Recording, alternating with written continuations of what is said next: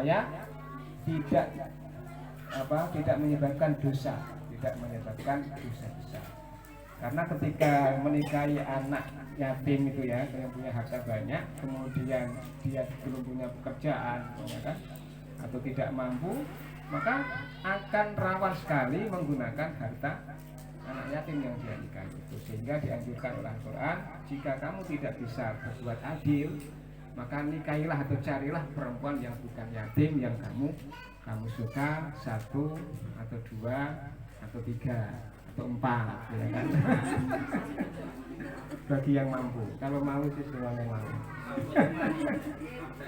Maksudnya inti dijelaskan bahwa itu adil dalam harta. Ya. Artinya adil itu menjaga hartanya ya. Kemudian kalau adil masalah poligami, yaitu ada penjelasan ayat yang lain. Nah, artinya ayat yang pertama dan kedua ya, itu ketika kita menjaga atau diamanahkan untuk menjaga harta anak yatim ya, yang pastinya telah ditinggal orang tuanya, dan dia sudah menginjak dewasa, meminta hartanya, kita harus berikan. Jangan malah kita tolak itu, atau kita hadik anak yatim. Kemudian yang kedua, ini juga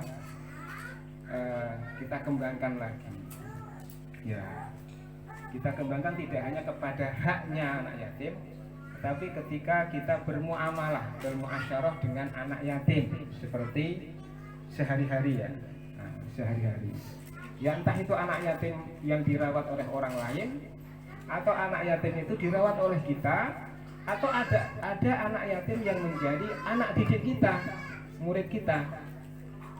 Kan biasanya di tetangga kita ada yatim, kemudian yang main di tempat kita, atau memang keluarga kita ada yang yatim, kemudian kita rawat dia dengan kita, atau ya, murid kita ada yang yatim, maka jangan membentaknya. Waduh, susah ini. Berat ya kan? Berat Bu, betul Bu. Kalau kita tahu itu anak yatim, harus sabar betul. Karena saya itu ya, Masya Allah saya itu. Jadi saya tidak tahu dia itu yatim. Saya bentak, saya marah. Kemudian dia ngomong, Pak, saya bilangkan ayah saya nanti di kuburan. Saya langsung dapat musibah, langsung ditegur sama Allah. Iya, seperti itu. Tapi saya senang karena siksanya langsung, tidak di akhirat ya. Iya. Jadi saya pikir, ya Allah, ini berarti tidak boleh main-main. Kalau kita tahu bahwa si anak itu yatim, maka kita harus sabar. Memang itu ujian ya. Kebanyakan yatim itu susah diatur. Betul nggak Pak ya? Nah, maka memang harus kita ingat ya, kita ingat bahwa membaguskan perilaku atau hubungan kita dengan yatim itu karena dia yatim, sehingga kita mendapatkan pahala, ya kan? Nah, apalagi kita sampai bisa memintarkan dia kan, maksudnya mengajari dia sehingga dia menjadi pintar, itu pahalanya double-double. Nah, jadi diluaskan seperti itu. Wala yakhuddu ala ta'amil miskin, ya, tidak menganjurkan. Orang yang mendustakan agama juga orang yang tidak menganjurkan untuk memberi makan orang-orang miskin. Dengan tidak menganjurkan dirinya sendiri, artinya enggan, ya, dirinya itu pelit ya, tidak mau memberi makan orang miskin. Ada orang miskin nggak peduli gitu kan, kelaparan juga nggak peduli. Maka di dalam Islam itu sangat dikecam sekali orang yang tidak peduli dengan ya, kesusahan orang-orang yang susah begitu, apalagi tetangganya sampai tidak bisa makan dalam 1 hari, kemudian kita sampai bisa tidur nyenyak, wah itu dosanya besar gitu ya. Maka dianjurkan memperbanyak masakan kita masak diperbanyak, walaupun hanya kuahnya, walaupun ini hanya perumpamaan gitu kan, jangan terus diartikan kuahnya aja dikasihkan, jangan.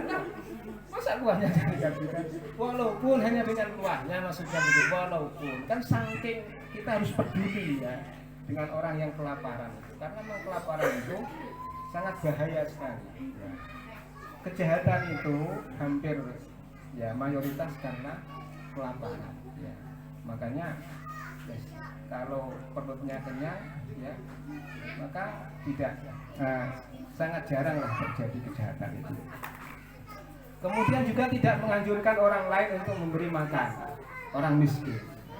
Ada orang yang menyantuni orang fakir miskin, kok kita melarang, jangan itu, jangan dikasihkan ke si panitia A, panitia B, apalagi telah semuanya kan, itu nanti itu termasuk juga dibukti orang yang mendustakan agama. Kalau kita tidak mampu ya kita tetap menganjurkan, ayo silahkan juga ya dikasihkan ke sana, disalurkan lewat laisnya, lewat yang mana dan sebagainya.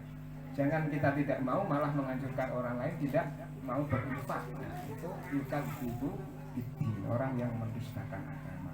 Kita jangan pelit dengan diri kita, tetapi ketika kita tidak mampu untuk beramal baik, maka kita tetap menganjurkan orang lain untuk berbuat kebaikan.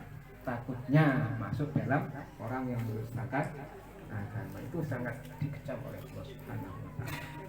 Kemudian yang kedua, fawailul lil musallin, ini separuh yang kedua.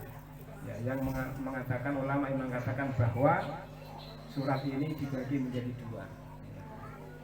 Fawailul lil musallin alladzina hum an sholatihim sahun. Celaka, wail atau neraka bagi orang-orang yang sholat. Ya, ini orang-orang munafik ya. Artinya orang yang akhirunaha an waqtiha. Orang-orang yang mengakhirkan sholat dari waktunya. Sudah masuk waktu, kemudian dia mengakhirkan sholat sehingga waktunya habis dan tidak mengqadha'nya. Nah itu neraka.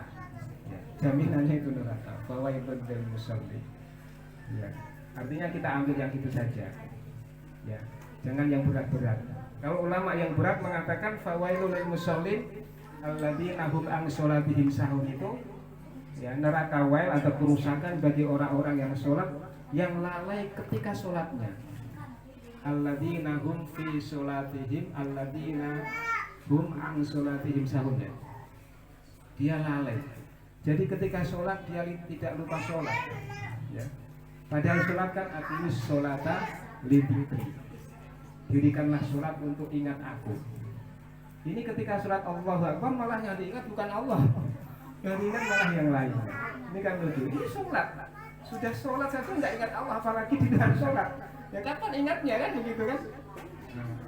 Nah ketika sholat lalai lupa, ini yang berat ya, penafsiran yang berat ulama-ulama yang sudah tingkatannya tinggi lah. Ya, kita sih mungkin belum bisa karena pasti kita di dalam sholat itu lalai.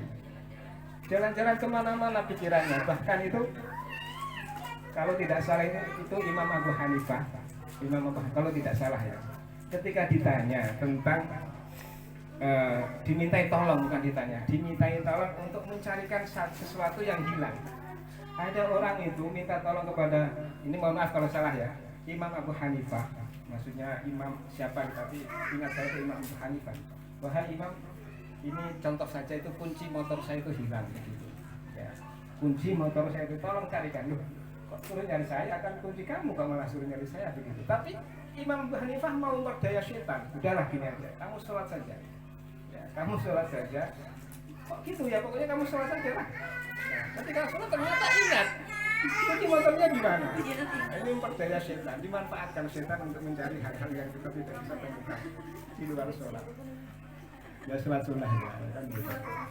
Artinya ya, kalau kita menafsiri ayat ini dengan lalai ketika sholat, tidak ingat atau lupa ketika ini berat, ya kan? Berat. Kita semua belum bisa sholat khusyuk Sayyidina Ali karramallahu wajhah, tidak bisa. Seluruh sholat hanya ingat Allah ini sangat berat sekali. Sehingga tafsir kita ya kita ambil yang kedua tadi. Jadi melalaikan sholat itu artinya meninggalkan sholat atau mengakhirkan sholat dari waktunya dan tidak diqadha. Kalau umpamanya kita ketiduran, ya kan, kemudian matahari sudah tinggi kan jam 7, kita baru bangun, berarti kan kita mengakhirkan sholat an waktiha, mengakhirkan sholat subuh dari waktunya. Tetapi kita qadha sholat subuh, berarti kita tidak termasuk ayat ini. begitu ya. Berarti kita tidak termasuk ayat ini. Bagaimana Ustadz kalau orang yang tidak pernah sholat, sehari-harinya tidak pernah sholat, ya kan? Kan ada itu, kan banyak juga. Nah kita harus kasihan kan, pertama kan, ya Allah mudah-mudahan dia tetangga kita atau siapa saja itu yang tidak sholat diberi hidayah, diberi kekuatan untuk bisa sholat. Kadang-kadang itu karena tidak tahu. Saya itu mikir gitu ya, tukang bakso ya kan, dia duhur, sebelum duhur dia keluar dari rumah. Kemudian ketika duhur dia ngetem atau ngetem itu apa bahasa ngetem itu ya? Mangkal ya, mangkal di perapatan, di pertigaan. Sampai kita selesai sholat masih di situ. Kemudian tiba asar lagi masih di situ. Kan kita melihat secara dohir bahwa dia tidak sholat duhur tuh, ya kan?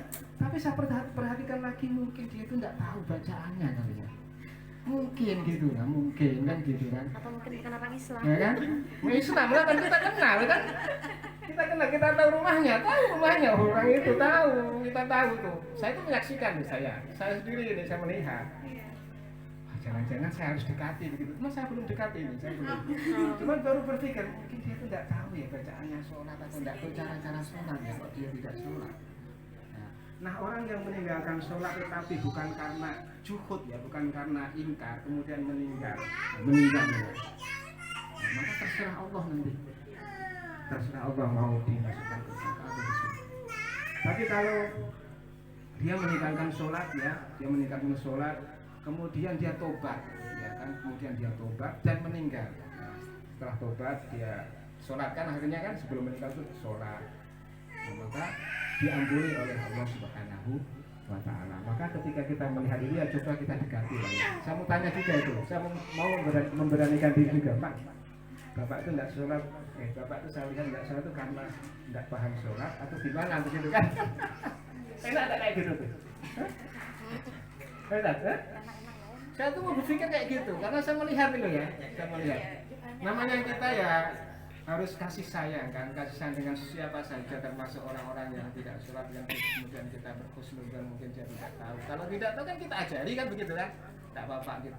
Bapak Fatihah dulu kan, baca Fatihah dulu nggak apa-apa, bacaan yang lain tidak dibaca nggak apa-apa, baca zikir aja, misalnya apa kan, namanya Bismillah, Allah, Astagfirullah dan sebagainya.